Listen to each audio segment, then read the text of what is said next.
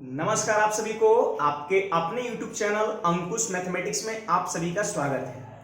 देखिए बाबू, आज maths mission 100 का 23वां क्लास में लेकर के आया हूं और आज के क्लास में मैं आपको परसेंटेज का कह सकता हूं एक बहुत ही बेहतरीन टाइप मैं आपको कराने वाला हूं और ये टाइप का यूज परसेंटेज से रिलेटेड वैसे सभी चैप्टर में होता है जो अर्थमेटिक के अंतर्गत आता है। जैसे आप प्रॉफिट एंड लॉस को ले लीजिए, आप कंपाउंड इंटरेस्ट को ले लीजिए, आप सिंपल इंटरेस्ट को ले लीजिए, आप कह सकते हैं पार्टनरशिप को ले लीजिए, एलिगेशन को आप ले लीजिए। तो वैसे जो भी चैप्टर्स जो परसेंटेज से रिलेटेड है वो सभी चैप्टर में इस टॉपिक का प्रयोग होता है। तो आप यहां पर अपने माइंड को कंसंट्रेट करके ध्यान से चीज को पढ़िए, ठीक है। और तो चलिए चीज को हम शुरुआत करते हैं और आज कह सकते हैं यहां पर आपको बोर्ड पे दिख रहा है एबी फॉर्मूला। इसको हम नाम दे देंगे एबी फॉर्मूला या फिर इसको लोग कहते हैं प्रभाव सूत्र, है ना, प्रभाव सूत्र। देखिए यहां पर किसी निश्चित परसेंटेज से चीजें इंक्रीज कर सकता है या फिर कर सकते हैं अगेन किसी निश्चित परसेंटेज से चीजें डिक्रीज कर सकता है या फिर दोनों टाइम्स हो सकता है चीजें इंक्रीज करे। तो वैसी स्थिति में दोनों को मिला करके ओवरऑल क्या इफेक्ट पड़ेगा, क्या प्रभाव पड़ेगा, वो पता करने के लिए हम प्रभाव सूत्र का प्रयोग करते हैं या फिर आप इसको एबी फॉर्मूले भी बोल सकते हैं। जैसे ध्यान दीजिए, मान लेते हैं कि कोई नंबर्स है और उसमें a% का क्या हो गया, इंक्रीजमेंट हो गया। a% से चीजें क्या हो गया, इंक्रीज हो गया, तो उसको हम लिखेंगे +a, ठीक है। फिर उसके बाद मान लेते हैं कि उसी में वही नंबर में b% से फिर इंक्रीजमेंट हो गया, तो लिख देंगे +b।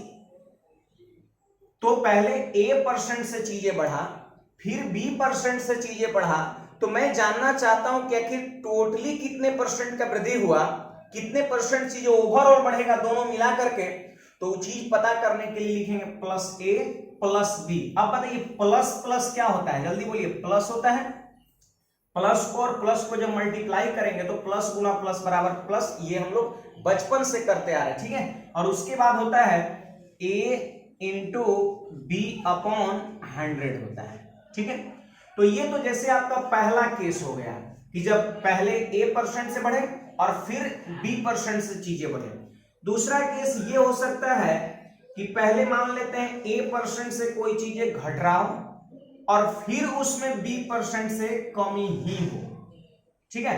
पहले a% से चीजें घट रहा हो और फिर b% से चीजें घट रहा हो, तो कह सकते हैं ओवरऑल कितना परसेंट का चेंजिंग होगा।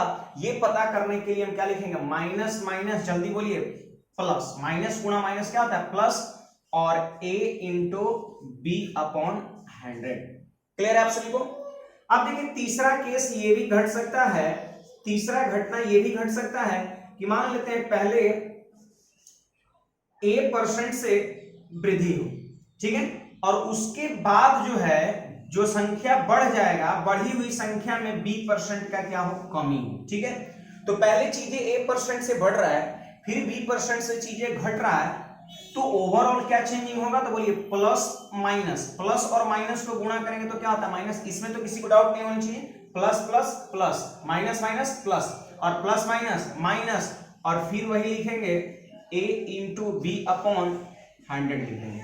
उम्मीद है ये चीजें सब लोग समझ पा रहे हैं। चौथी केस यहां पर यह भी हो सकता है कि हो सकता है पहले a% से नंबर घट जाए तो माइनस से लिखेंगे, और b% से उसके बाद बढ़ जाए तो प्लस b, फिर बोलिए minus plus minus a into b/100। तो यहां पर हम ये कह सकते हैं कि ये प्रभाव सूत्र में ये 4 कह सकते हैं केसेज हो सकता है, ठीक है। एबी फॉर्मूला का ये 4 केस हो सकता है। या तो कह सकते हैं दोनों बार वृद्धि होगा तो प्लस प्लस प्लस यूज करेंगे, और दोनों बार कमी तो माइनस माइनस प्लस यूज करेंगे। पहले वृद्धि बाद में कमी तो प्लस माइनस माइनस यूज करेंगे, पहले कमी बाद में वृद्धि तो माइनस प्लस माइनस का यूज करेंगे। क्लियर है। तो हम इसका प्रयोग, ये भी फॉर्मूला उम्मीद है आप सभी लोग को याद हो गया होगा, कैसे मैंने लिखा ये सारा स्टेप आपको पता भी चल गया होगा। अब हम इसका प्रयोग कहां करते हैं, कैसे हम जानेंगे कि इस प्रश्न में एबी फॉर्मूला का यूज होगा। तो यहां पर देखिए मैं दो चीजें लिखता हूं, यहां पर मैं लिखता हूं यूजेज, मैं यहां पर कहता हूं कि ए बी फॉर्मूला कहिए या फिर इसको आप प्रभाव सूत्र कहिए, ठीक है, इफेक्ट फॉर्मूला, ठीक है। तो उसका जनरली यूजेज जो है वो दो जगहों पर होता है। पहला आपका होता है, जानते हैं, सक्सेसिव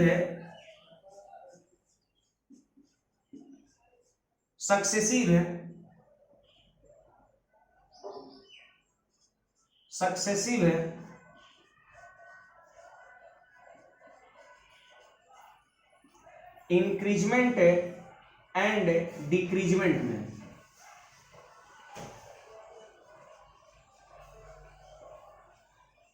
देखिए पहली नंबर चीजें क्या है, यूज होता है सक्सेसिव इंक्रीजमेंट या डिक्रीजमेंट में। सक्सेसिव का मतलब सब लोग आप समझ रहे हैं क्रमिक, ठीक है, क्रमिक वृद्धि या कमी के केस में ए बी फॉर्मूला का यूज होता है।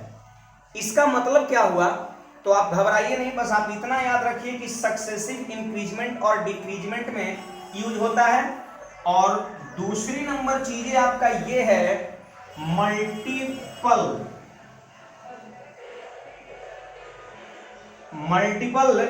कर सकते हैं रिलेशन, मल्टीपल रिलेशन के केस में, ठीक है, मल्टीपल रिलेशन के केस में इसको आप बोल सकते हैं गुणात्मक संबंध, गुणात्मक संबंध के केस में। क्लियर है बात, ये गुणात्मक संबंध के केस में। तो देखिए आप यहां पर समझ चुके हैं कि ए बी फॉर्मूला का यूज जनरली हम दो जगहों पर करेंगे, जहां प्रश्न में क्रमिक रूप से चीजें बढ़ रहा होगा या घट रहा होगा वहां इस्तेमाल करेंगे, और नहीं तो जहां प्रश्न में गुणात्मक संबंध होगा। अब कहिएगा गुणात्मक संबंध क्या क्या हो सकता है, सेकंड नंबर जो है वो गुणात्मक संबंध क्या क्या हो सकता है। तो जैसे एक बात आप हमको बताइए, जैसे एरिया ऑफ रेक्टेंगल बताइए, आयत का क्षेत्रफल बताइए। तो बोलिए आयत का क्षेत्रफल क्या होता है, लंबाई गुणा चौड़ाई होता है, लंबाई गुणा चौड़ाई होता है। क्लियर है बात। अब देखिए यहां पर क्षेत्रफल कब प्राप्त होता है, जब लंबाई और चौड़ाई को गुणा किया जाता है। तो क्या है ये जो लंबाई और चौड़ाई को गुणा करने से जो रिजल्ट मिला है वो कह सकते हैं क्षेत्रफल है, ठीक है। तो यहां पर इसको आप गुणात्मक संबंध बोल सकते हैं। जैसे आप और ले लीजिए, जैसे मान लेते हैं, आप ले लेते हैं ये आप खर्च ले लीजिए। आप पीछे के क्लास को याद करिए तो मैंने ये रिलेशन लिखा था कि खर्च बराबर होता है, जल्दी बोलिए आप सभी लोग, खपत गुणा दर होता है। तो देख सकते हैं यहां भी क्या है, गुणात्मक संबंध है। जब खपत और दर को गुणा करते हैं तो खर्च मिलता है। मान लेते हैं 5 केजी आप चावल का यूज कर रहे हैं और 40 रुपए केजी है, तो खर्चा कितना आएगा, 40 पंचे 200 आपका। तो ये भी गुणात्मक संबंध है, ये भी गुणात्मक संबंध है, और इस तरीके से अनेकों गुणात्मक संबंध होगा। मतलब वैसा फॉर्मूला जिसमें चीजें गुणा हो रहा हो, तो वहां पर आप ए बी फॉर्मूला का यूज कर सकते हैं। ये सेकंड नंबर मल्टीप्लीकेशन रिलेशन के केस में हम लोग क्या करते हैं, ए बी फॉर्मूला का यूज करते हैं। और पहला नंबर क्या है, क्रमिक वृद्धि या कमी के केस में, जैसे चीजें लगातार बढ़ रहा है फिर घट रहा है, तो वैसी स्थिति में यूज करेंगे। तो चलिए अब हम कुछ क्वेश्चंस का प्रयोग करते हैं और क्वेश्चन में ये सारी चीज को अप्लाई करके सीखते हैं, ठीक है। चलिए क्वेश्चन पढ़िएगा सब लोग। कहता है एक व्यक्ति का इनकम पहले 25% कम कर दिया गया। एक आदमी था जिसके इनकम को 25% से क्या किया गया, कम कर दिया गया, ठीक है, और फिर पुनः 40% कमी कर दी गई। ऐसा करिए 25% यहां पर वृद्धि आप ले लीजिए, ठीक है, 25% यहां पर आप वृद्धि ले लीजिए, 25% यहां पर आप क्या करिए, वृद्धि ले लीजिए, ठीक है, और फिर उसके बाद 40% की कमी कर दी गई। तो उसके इनकम में कुल कितने परसेंट का वृद्धि या कमी होगा, मतलब टोटल चेंजिंग कितने का होगा, आपको ये बताना है। तो जरा ध्यान दीजिए, देखिए यहां पर सबसे पहले बताइए, ये कर सकते हैं पहला केस है, ये आपका ये सक्सेसिव कर सकते हैं इंक्रीजमेंट या कर सकते हैं डिक्रीजमेंट का केस है। कैसे, तो जैसे देखिए मान लेते हैं कि पहले व्यक्ति का इनकम कितना था, 100 था, और पहले 25% से बढ़ा दिया गया तो कितना हो जाएगा, हम कह सकते हैं 125 हो जाएगा। और फिर इनकम जो बढ़ गया है उसमें फिर 40% की कमी हो रहा है, फिर इसमें 40% का क्या हो रहा है, कमी हो रहा है। तो आप चाहे तो इसका 40% निकाल सकते हैं कि आखिर 125 का 40% है कितना, तो 125 गुणा 40/100। देखिए 25 से 4 बार में और 25 से 5 बार में और 4 से 10 बार में कितना हो, 50 है। यानी 125 का जब मैंने 40% निकाला तो कितना है, 50, और इसी में 50 कम किया गया तो बोलिए कितना आएगा, 75। 125 में 50 कम करिए ना, 75। अब देखिए पहले इनकम कितना था उस व्यक्ति का, इनकम पहले कितना था बाबू, 100 था। 25% बढ़ा तो 125, और फिर जो बढ़ा उसमें फिर 40% का कमी हुआ तो कितना हो गया, 75। तो कह रहा फाइनल बताओ, फाइनल इनकम में क्या चेंजिंग हुआ, तो 100 से 75 हो गया, 100 से 75 हो गया, मतलब कमी हो गया। 100 से कितना कम है, 25, यानी 25% है, 25% कमी आपके क्वेश्चंस का आंसर हो जाएगा। क्लियर है आप सभी को। तो ये तो जैसे बेसिक बिल्कुल चीज है कि मैंने टोटल इनकम को 100 मान लिया, 25% वृद्धि किया जाता है तो 125, फिर इसका 40%, 125 का 40% निकालो तो पता चला कि 50 है, और कम है तो 75। अब टोटली क्या हुआ, तो 100 से 75 हो गया, 2 बार चेंजिंग के बाद, मतलब 25 की कमी हो गया। अदरवाइज आपको मैंने जो अभी एबी फॉर्मूला बताया है, आप उसके अकॉर्डिंग भी बना सकते हैं। देखिए 25% की वृद्धि कर दिया गया तो यहां पर हम लिख देंगे +25, ठीक है। फिर उसके बाद 40% की कमी कर दिया गया तो फिर यहां पे लिखे हैं क्या, -40। मैंने सिखाया है ना कि कमी होगा तो नेगेटिव साइन के साथ और वृद्धि होगा तो पॉजिटिव साइन के साथ, यही प्रभाव उसको लिखने का फंडा है, ठीक है। अब देखिए यहां पर प्लस माइनस क्या हो जाएगा, माइनस, और हो जाएगा 25 गुणा 40 और बटा में 100। क्लियर है बात। अब देखिए 25 से ये नीचे कटेगा 4 बार में और 4 से ऊपर कटेगा 10 बार में। अब देखिए यहां पर क्या हो गया, +25 और -40 और -10 कितना हो गया, -50। अब बोलिए +25 -50 को आप क्या लिखेंगे, -25 लिखेंगे, -25। और जानते हैं प्रभाव सूत्र मैंने लगाया, एबी फॉर्मूला मैंने लगाया, और रिजल्ट क्या आया, -25, माइनस में आया। याद रखना है कि जब एबी फॉर्मूला का रिजल्ट नेगेटिव आ जाए तो उसको हम कमी समझेंगे। -25 आया तो आप दावे के साथ कह देंगे 25% क्या होगा, कमी होगा, 25% कमी आपका होगा। क्लियर है बात। अगर मान लेते हैं ये रिजल्ट पॉजिटिव साइन के साथ आ तो उतना परसेंट क्या बोलते, वृद्धि बोलते। समझ में आ रहा है ना सभी को। तो आप इस क्वेश्चंस को या तो आप ऐसे कर सकते हैं, नहीं तो आप एबी फॉर्मूला जो मैंने अभी आपको सिखाया है उसका भी प्रयोग कर सकते हैं, अदरवाइज कर सकते हैं। एक और मैं आपको कंसेप्ट बता रहा हूं, इसका आप ध्यान से समझिएगा, ठीक है। यहां पर आप सभी लोग ध्यान दीजिए। देखिए 25% वृद्धि है तो सबसे पहले आप हमको बताइए कि 25% को हम फ्रैक्शन में कितना लिखते हैं, तो कहिएगा सर 1/4 लिखते हैं। और फ्रैक्शन में जब लिखते हैं तो ये होता है, आपको पता होगा, ये होता है मूल संख्या, ये होता है मूल संख्या, मैंने पीछे के क्लास में पढ़ाया है, ठीक है। और ये ऊपर वाला जो होता है वो वृद्धि होगा, नहीं तो क्या होगा, कमी हुई संख्या होगा। तो 25% की वृद्धि होता है, 1/4 इसकी वैल्यू होता है। इसका मतलब पहले संख्या कितना था बाबू, 4 था, और एक क्या हो गया, बढ़ गया। तो बोलिए पहले संख्या 4 था और एक बढ़ गया, मतलब अब कितना हो गया, 5 हो गया। तो पहले 4 था और एक बढ़ गया, अब कितना हो गया, 5, ऐसे लिखना है। फिर बोल रहा है 40% की कमी हुई, तो आप क्या करिए, यहां पर ध्यान दीजिएगा, 40% जो दिख रहा है ना, इसको आप भिन्न में लिखिए तो 2/5। क्यों जी, अगर 20% को बोलते हैं ना 1/5, तो ये 40% उसका डबल है, 2/5। तो देखिए 2/5 कमी बोल रहा है, 40% की कमी होता है, तो इसका मतलब ये समझिए कि मूल संख्या कितना था, 5 था, और 2 का कमी हुआ तो कितना हो गया, 3 हो गया। तो ऐसे लिख देना है, 25% वृद्धि का मतलब 4 से 5 हो जाना, और 40% कमी का मतलब 5 से 3 हो जाना। अब सिंपली इसको गुणा कर दिए, 4×5 = 20, गुणा कर दीजिए, और 5 दिए 15। मतलब ओवरऑल कर सकते हैं, टोटल पर क्या चेंजिंग होगा ये पता करने के लिए इसको मल्टीप्लाई करेंगे। तो गुणा करिए 20 और गुणा करिए 15। इसका मतलब ये है कि ओवरऑल अगर नंबर्स 20 रहे तो हो कितना गया, 15। अगर मूल संख्या 20 रहे और 2 बार जब चेंजिंग हुआ तो हो कितना गया, 15। इसका मतलब क्या हुआ, कमी हुआ। कमी हुआ, कितने कमी हुआ, 5 का। 20 से 15 होने का मतलब 5 का कमी, तो कितने परसेंट का कमी हुआ, तो 5, और बटा में कितना, 20, और गुणा में कितना, 100 हो जाएगा, ठीक है। देखिए यहां पर 20 से 100 कट जाएगा 5 बार में, और 5×5 कितना, 25% कमी आपका आंसर हो जाएगा। तो देखिए मैंने इस प्रश्न बनाने का आपको तीन तीन तरीके बताया है। कहिए सर आपने इनिशियल में तो ए बी फॉर्मूला सिर्फ बताया था, उससे भी क्वेश्चंस बन गया। अब कहिए इसको आपने क्यों बता दिया, तो आपकी जानकारी के लिए मैंने बताया हूं। और देखिए मैं आपको बता दूं कि जैसे ये सीधा साधा कर सकते हैं, परसेंटेज दिख रहा है तो आप इस ढंग से कर सकते हैं। लेकिन मान लेते हैं अगर यहां पर थोड़ा कॉम्प्लेक्स परसेंटेज का डाटा मिल जाए, थोड़ा जटिल मिल जाए, 16.2/3 मिल जाए, 14.2/7 मिल जाए, इस तरीके से मिल जाए, तो फिर ए बी फॉर्मूला पे अगर उसको कैलकुलेट करेंगे तो कैलकुलेशन थोड़ा लेंदी हो जाएगा। तो उससे बचने के लिए हम क्या करेंगे, इसका प्रयोग करेंगे। और हमसे पूछिएगा तीनों में बेस्ट कौन है, तो मैं कहूंगा ये है थर्ड वाला। ये थर्ड वाला कंसेप्ट जो है वो तीनों में बेस्ट है। चाहे किसी भी तरह का परसेंटेज का डाटा रहेगा, आप इसके अकॉर्डिंग बहुत आसानी से निकाल सकते हैं। बुझे सब लोग?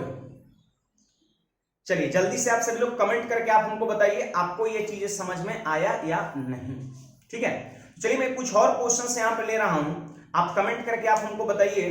ध्यान दीजिएगा यहां पर ये जो क्वेश्चन नंबर आपको 2 दिख रहा है, ये आपका कह सकते हैं CHSL 2015 का पूछा हुआ प्रश्न है। और मैं प्रश्न का डाटा लिख दिया हूं, बस भाषा में बोल दे रहा हूं। क्वेश्चन यही था कि किसी राशि में पहले 20% के वृद्धि, पुनः 10% का वृद्धि और फिर पुनः 25% का वृद्धि की जाए तो उस राशि कुल मिलाकर कितने प्रतिशत से बढ़ जाएगी। देखिए घटने का यहां पर कोई सवाल ही नहीं है, क्योंकि ये भी बढ़ रहा है, ये भी बढ़ रहा है, ये भी बढ़ रहा है, तीनों बढ़ रहा है, मतलब फाइनली वो राशि बढ़ेगी ही बढ़ेगी। ठीक है, तो आपसे बोल रहा है कि फाइनली बताओ कितने परसेंट का वृद्धि होगा। तो देखिए प्रभाव सूत्र अभी जो आप देखिए, आप जो ए बी फॉर्मूला देखे इसमें कितने चीजें था, 2 था, ए और बी था, बट यहां पर डाटा कितने हैं, 3। अगर आप जिद कर लिए नहीं हम ए बी फॉर्मूला सही बनाएंगे तो आप बना सकते हैं, लेकिन उसमें दो को लगाना होगा। तो चलिए पहले ये दोनों को हम लगा दिए भी फॉर्मूला पर, दोनों बढ़ रहा है तो लिखेंगे ऐसे +20, फिर लिखेंगे +10, बोलिए प्लस प्लस प्लस और 20 गुणा 10/100। देखिए वो 20 10 30 और 2 32% आ गया। तो आप ध्यान दीजिए कि जब मैंने ये दोनों को प्रभाव सूत्र पे लगाया तो रिजल्ट कितना आया, 32% आया। लेकिन यहाँ पर डाटा कितने हैं, 3, तो घबराना नहीं है। ये दोनों को ए बी फॉर्मूला पर बैठाने से रिजल्ट कितना आया, 32। उसको अब एक बार इसके साथ लगा देंगे, तो ये भी वृद्धि है, ये भी वृद्धि है, तो फिर से एक बार लगाइए +32 +25 और प्लस प्लस प्लस 32 इंटू 25/100। ठीक है, देखिए 25 से कट जाएगा 4 बार में और 4 से कट जाएगा 8 बार में। अब यहां पर आप जोड़िए 25 और 8 कितना हो गया बाबू जल्दी, 33, और 33 और 32 कितना हो गया, 65। यानी 65% आपके क्वेश्चंस का राइट आंसर हो जाएगा। क्लियर बात? तो कहने का मेरा अर्थ यह है कि अगर मान लेते हैं 3 को परसेंटेज दिया हुआ रहेगा और ए बी फॉर्मूला से अगर आप क्वेश्चंस बनाना चाह रहे हैं तो ए बी फॉर्मूला का इस्तेमाल कितने बार करना होगा, 2 बार। कितने बार करना होगा, 2 बार करना होगा। एक बार करेंगे ये दोनों में और फिर जो रिजल्ट आएगा उसको इसके साथ लगा देंगे। और यहां पर कमी का कोई चांस ही नहीं बनता है, क्योंकि यहां पर हर जगह साइन पॉजिटिव है तो रिजल्ट भी पॉजिटिव होगा। अदरवाइज आप ये जो सेकंड कंसेप्ट मैंने बताया है आप उसके अकॉर्डिंग भी बहुत आसानी से कर सकते हैं। देखिए ध्यान दीजिएगा यहां पर 20% का मतलब सबसे पहले भी में बताइए 1/5 होता है, 10% का मतलब 1/10 होता है, 25% का मतलब 1/4 होता है। अब देखिए 20% वृद्धि का मतलब क्या है कि 5 अगर मूल संख्या है तो उसमें 1 की वृद्धि, तो बोलिए बाबू 5 में 1 बढ़ गया मतलब 5 से 6 हो गया। यहां पर देखिए 10 में 1 बढ़ गया, इसका मतलब 10 से 11 हो गया। यहां देखिए 4 में 1 बढ़ गया मतलब 4 से 5 हो गया, 4 से 5 हो गया। तो आपसे बोल रहा है ओवरऑल कितने परसेंट का चेंजिंग होगा, तो 5 से 6 हो जाना, 10 से 11 हो जाना, 4 से 5 हो जाना, सबको क्या करेंगे, गुणा कर देंगे। देखिए यहां पर इसको गुणा करना है एक साथ यहां लिखना है और इसको गुणा करना है एक साथ यहां लिखना है। एक बात और, अगर और यहां पर शॉर्ट करना है, कैलकुलेशन को आसान करना है, तो एक और तरीके है। आप चाहे तो यहां पर काट सकते हैं, अगर कोई चीज कट रहा है तो आप इजी वे में काट सकते हैं। देखिए वैसे तो मैं देख रहा हूं यहां पर कितना 5 चौके 20 गुणा 10 कितना 200 हो रहा है। 200 में सिर्फ हम 2 हटा रहे, देखिए 2 से काट दिए इसको 2 बार में और 2 से इसको काट दिए 3 बार में। देखिए इसको जब मल्टीप्लाई करेंगे तो तीनों एक टर्म हो जाएगा और इसको मल्टीप्लाई करेंगे तीनों एक टर्म हो जाएगा। तो 2 ही से मैंने क्यों काटा, देखिए 10 × 5 = 50 दूना कितना 100 हो गया और यहां पर 11 × 5 = 55 और 55 × 3 कितना 165 हो गया। देखिए कटने के लिए तो ये 5 भी कट रहा था, लेकिन कहिएगा 2 ही आप क्यों काटे, तो मैं देख रहा हूं कि यहाँ पर 100 बन जाएगा ना, तो बहुत आसानी से हम परसेंट वृद्धि या कमी आसानी से निकाल सकते हैं। तो बोलिए 100 सही है, 165 कितना ज्यादा है, 65 ज्यादा है, इसका मतलब 65% क्या हो गया, वृद्धि हो जाएगा। तो उम्मीद है आपको ये प्रश्न भी समझ में आ गया होगा। चलिए कुछ और बेहतरीन क्वेश्चंस लेते हैं, आप जरा ध्यान समझिएगा, ठीक है। क्वेश्चन नंबर 3 कहता है 20% से वृद्धि हो रहा है, 16.2% से वृद्धि हो रहा है, 14.2% से वृद्धि हो रहा है, तो कह सकते हैं ओवरऑल पर कितने परसेंट की वृद्धि होगा, आपको बताना है। और मैं आपको बता दूं ये सीजीएल प्री का एग्जाम 2014 में पूछा है। अब देखिए बहुत आसानी से इसको कैसे कर सकते हैं। अब देखिए अब यहां पर हम एबी फॉर्मूला के लिए आपको सजेस्ट नहीं करेंगे, क्योंकि देखिए एबी फॉर्मूला ये दोनों में लगाइएगा तो फिर इसके वजह से जो है ना कैलकुलेशन टफ हो जाएगा, और फिर यहाँ जो रिजल्ट मिलेगा फिर उसको इसके साथ लगाइएगा तो और चीजें कॉम्प्लिकेटेड हो जाएगा। आपका कह सकते हैं समय बहुत चला जाएगा। ये क्वेश्चंस कोई खास लेवल नहीं है, लेकिन हाँ अगर उस तरीका अगर आप गलत प्रयोग करते हैं तो आपको जरूर कह सकते हैं समय लग जाएगा, लेकिन सही तरीके इसके लिए क्या हो सकता है, तो आप जरा यहाँ पर ध्यान से समझिएगा। देखिए सबसे पहले आप हमको बताइए 20% को कितना बोलते हैं, 1/5 बोलते हैं। 16.3% को क्या बोलते हैं, 1/6, और इसको बोलते हैं 1/7। क्लियर बात। देखिए ये सारी चीज मैं आपको पढ़ा चुका हूं, बस 2-3 क्लास पहले। अब देखिए यहाँ पर सब वृद्धि है, 1/5 की वृद्धि का मतलब क्या है कि 5 में 1 बढ़ जाना, इसका मतलब 5 से कितना हो गया, 1 बढ़ के 6 हो गया। 6 में 1 बढ़ जाना, इसका मतलब 6 में 1 बढ़ के कितना हो गया, 7 हो गया। 7 में 1 बढ़ जाना, इसका मतलब 7 से कितना, 8 हो गया। अब यहां पर क्या करेंगे, इसको और इसको क्या करेंगे, मल्टीप्लाई कर देंगे। देखिए मल्टीप्लाई करने से पहले देखिए कि इसमें और इसमें कुछ कट रहा है, तो देखिए आप देख लीजिए 7 उसका और 7 इसका कट रहा है, उसका 6 इसका 6 कट रहा है, तो ये कितना हो गया, 5 हो गया, और ये कितना हो गया, 8 हो गया।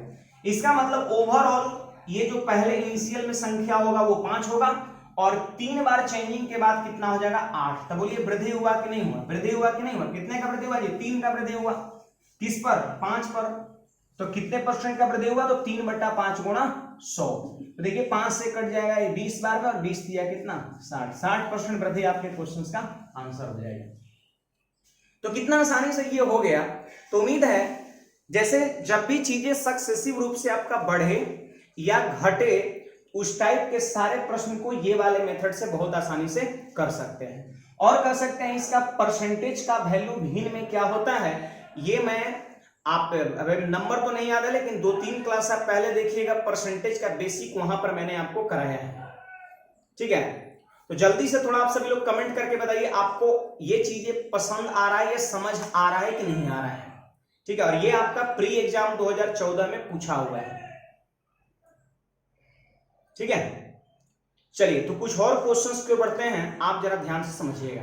एक संख्या में पहले 20% तथा पुनः 20% की वृद्धि की गई। लीजिए पहले 20% से बढ़ाया गया और पुनः 20% से बढ़ाया गया, तो +20 + 20 प्लस 20 गुणा 20/100। देखिए 2 जीरो नीचे ऊपर खत्म हो गया, 20 20 40 और गुणा 4, 2 दूना 4, 44 हो गया। यानी हम ये दावे के साथ कह सकते हैं कि जब एक संख्या को पहले 20% से और फिर से 20% से बढ़ाया गया, इसका मतलब ये हुआ कि उसको उसमें कितने परसेंट का ओवरऑल कह सकते हैं वृद्धि हुआ, तो 44% का हुआ। एक संख्या को पहले 20% से बढ़ाया गया, फिर से 20% से बढ़ाया गया, इसका मतलब 44% का वृद्धि हुआ। इसका मतलब समझ रहे हैं, 44% का वृद्धि हुआ, इसका मतलब समझ रहे हैं, इसका मतलब ये हुआ कि पहले अगर ये नंबर 100% था, तो 2 बार वृद्धि के बाद ये कितना हो गया, 144 हो गया। 44% वृद्धि का मतलब 144 हो गया। 100 था, 2 बार जब वृद्धि हुआ तो 144 हो गया। तो आपसे क्वेश्चन सही कहा था कि बढ़ी हुई संख्या को, बोलिए बढ़ी हुई संख्या कितना, 144 है। संख्या बढ़ के कितना हो गया, 144। अरे 44 तो बढ़ा, पहले से था 100 तो 144 हो गया, तो बढ़ी हुई संख्या 144 हो गया। अब कहता है कितने प्रतिशत से कम किया जाए, इसको 144 को कितने परसेंट से कम किया जाए कि ये प्रारंभिक संख्या के बराबर हो जाए। प्रारंभिक संख्या कितना है, 100 है। तो बोले बाबू 144 को घटा करके 100 पे लाना है, तो जाहिर सी बात है 144 में से कितना परसेंट घटाए जिससे कि ये 100 हो जाए, प्रारंभिक संख्या के बराबर हो जाए। तो आपको लग रहा है कि 144 को 100 बनाने के लिए 44 घटाना होगा, ठीक है। तो परसेंट कमी हमको चाहिए, कितने परसेंट कमी करना है, तो 44 का कमी करना है। किस पर 44 का कमी करना है, 144 पर। तो कहां लिखेंगे, नीचे 44/144 गुणा 100, ठीक है। 44/144 गुणा 100। अब यहां पर देखिए मैं जो ऑप्शंस देख रहा हूं इस तरह का नहीं, मतलब और ये कटेगा, तो जरा काट के देखिए तो ये कितने बार में कट रहा है, 4 से मैं देख रहा हूं 11 बार में कट रहा है, और 4 से अगर इसको हम काट दे तो 4 तिया 12 और 2 पर 4 24, 4 6 24, ठीक है। और कटेगा तो 4 से ये कट रहा है 9 बार में, और 4 से कट रहा है ये 25 बार में। देखिए अब तो ऊपर नहीं कटेगा, नीचे में क्या आ गया 9, और एग्जाम में जो कह सकते हैं ऑप्शन दिया था उसमें एक ही ऑप्शन ऐसा था जिसका डिनोमिनेटर 9 था, तो वो मैं लिख दे रहा हूं 30.5/9% आंसर। आप चाहे तो इसको गुणा करके 9 से भाग दीजिएगा, यही आएगा। मैं डायरेक्ट क्यों लिख दिया, तो मेरे पास जो क्वेश्चंस है जो एग्जाम में पूछा था उसका एक ही कह सकते हैं ऑप्शन ऐसा है जिसके नीचे में 9 है, तो जाहिर सी बात है 9 से ये दोनों कट नहीं रहा, तो वही 9 वाला आपका आंसर हो जाएगा। तो उम्मीद है आपको ये क्वेश्चंस भी समझ में आ गया होगा। मतलब कभी ऐसा भी प्रश्न पूछ सकता है कि पहले आप प्रभाव लगा करके देखिए कितने परसेंट चीजें बढ़ रहा है, और फिर एक और इसमें क्वेश्चन ऐड था कि बढ़ी हुई संख्या को कितने परसेंट से फिर घटाएं कि ये पहले वाले संख्या के बराबर हो जाए, तो वैसी स्थिति में आंसर मेरा इतना हो जाएगा, ठीक है। तो उम्मीद है आप सबको ये चीजें पसंद आया होगा। चलिए कुछ और बेहतरीन क्वेश्चंस को पढ़ते हैं, आप ध्यान से समझिएगा, ठीक है। देखिए बहु यहाँ पर एक क्वेश्चन जो है उसके डाटा को सिर्फ लिख दिया हूं, भाषा को जरा सुनिए। जैसे क्वेश्चन सही था कि एक रेक्टेंगल है, आयत है, और जिसकी लेंथ जो है 16.2/3% बढ़ा दी गई, और उसका जो ब्रेथ है, जो चौड़ाई है, उसको 14.2/7% से बढ़ा दी गई। तो क्वेश्चन कह रहे हैं कि बताओ उसके एरिया पर क्या प्रभाव पड़ेगा, मतलब एरिया कितने परसेंट से बढ़ जाएगा या घट जाएगा, आपको ये चीजें पता करना है। तो सुनिए यहाँ पर जरा ध्यान दीजिए, 16.3% से लंबाई बढ़ गया, 14.2/7% से चौड़ाई बढ़ गया, तो एरिया ही बढ़ेगा। अरे किसी कमरा का लेंथ को बढ़ा दो आप, ठीक है, किसी कमरा के आप लेंथ को बढ़ा दो, उसके आप ब्रेथ को बढ़ा दो, तो जाहिर सी बात है कमरा बड़ा हो जाएगा, एरिया भी बढ़ जाएगा। तो यहां पर जैसे एक बात तो आप उनको बताइए, एरिया जो होता है वो L इंटू क्या होता है, B होता है, ठीक है, L इंटू B होता है। किसी भी आयत का जो क्षेत्रफल है वो लंबाई गुना चौड़ाई है। अब देखिए यहां पर चीजें सक्सेसिव रूप से बढ़ घट नहीं रहा है, जिस प्रकार पीछे के 4 प्रश्न में हो रहा था। यहां पर हम कह सकते हैं ये मल्टीपल रिलेशन है, ये गुणात्मक संबंध है, और गुणात्मक संबंध जब रहेगा तो भी हम प्रभाव सूत्र का प्रयोग करेंगे, लेकिन प्रभाव सूत्र हम ये दोनों में लगाएंगे जो गुणा में रहता है, और ये दोनों में जैसे ही प्रभाव सूत्र लगाएंगे जो रिजल्ट यहाँ पर एरिया दिया हो उसमें पता चल जाएगा कितने परसेंट का चेंजिंग हुआ। तो सुनिए प्रभाव सूत्र का भी यहाँ पर आप प्रयोग कर सकते हैं, लेकिन मैंने क्या कहा था कि इस तरह का जब कॉम्प्लिकेटेड जब डाटा हो तो प्रभाव सूत्र का इस्तेमाल करेंगे, a + b - a plus a गुणा b बटा 100, तो ये कैलकुलेशन जटिल हो जाएगा। तो उससे बचने का मैंने उपाय जरूर बताया है। आप बताइए 16.2/3% का मतलब 1/6 होता है, और इसका मतलब 1/7 होता है। इसको आप ऐसे कर सकते हैं, 6 में 1 बढ़ गया मतलब 6 से कितना हो गया, 7 हो गया, और 7 में 1 बढ़ गया मतलब 7 से कितना हो गया, 8 हो गया। चलिए इसको गुणा करना और इसको गुणा करना है। अगर आपको ये दोनों में कुछ कॉमन दिखा तो आप काट सकते हैं, ठीक है। 2 से ये 3 बार में और 2 से ये 4 बार में। अब बोलिए बाबू यहाँ पर कितना हो गया, 3, और यहाँ पे कितना हो गया, 4 हो गया। तो देखिए इसका मतलब ये है कि पहले एरिया जो है 3 रहा होगा, और अब कितना हो गया, 4। तो वृद्धि कितने का हुआ, 1 का। किस पर, 3 पर, तो कितने परसेंट का वृद्धि होगा, तो 1/3 गुणा 100, यानी हम कह सकते हैं 33.1/3% वृद्धि। आपका आंसर हो जाएगा 33.1/3% आपके क्वेश्चन का आंसर हो जाएगा। तो कहने का मतलब ये गुणात्मक संबंध है, यहाँ प्रभाव सूत्र लगेगा, लेकिन इस तरह का डाटा होने की वजह से मैंने प्रभाव सूत्र नहीं लगाया, तो उसके लिए एक ऑप्शंस है। इस तरह के डाटा को बहुत आसानी सॉल्व करने का ये तरीका आपका है। मैंने प्रभाव सूत्र ना लगा करके मैंने इसका प्रयोग कर लिया और इजी में मेरा आंसर मिल गया, ठीक है। तो चलिए गुणात्मक संबंध जितने भी बनेंगे वो सब में भी आप इस तरह का कंसेप्ट लगा सकते हैं, या चीजें क्रमिक रूप से बढ़ेगा या घटेगा तो उसमें भी आप इस तरह कंसेप्ट लगा सकते हैं। तो उम्मीद है आज आप सभी लोग प्रभाव सूत्र का यूज कहां पे होता है, किस जगहों पर होता है, आप समझ चुके होंगे। और बहुत सारे चैप्टर्स ऐसे हैं, मैंने शुरुआत में नाम बताया था वो सारे चैप्टर के प्रश्न में अगर ये दोनों में से कोई भी केस दिखा और ओवरऑल कितने परसेंट का बदलाव होगा, ये बात पता करने के लिए आप एबिक फॉर्मूला या कह सकते हैं प्रभाव सूत्र या फिर ये कंसेप्ट का यूज करके बहुत इजी वे में परसेंट चेंजिंग आप निकाल सकते हैं। तो उम्मीद है आज आप सभी लोग को आज का क्लास बहुत बढ़िया लगा होगा। क्लास से जाने के जस्ट बाद आप हमारे वीडियो को आप सारी जगहों पर आप शेयर करके जाइएगा। बाकी आज की क्लास में इतना ही रखते हैं, मिलते हैं मैथ्स मिशन 100 के 24वें क्लास में। धन्यवाद।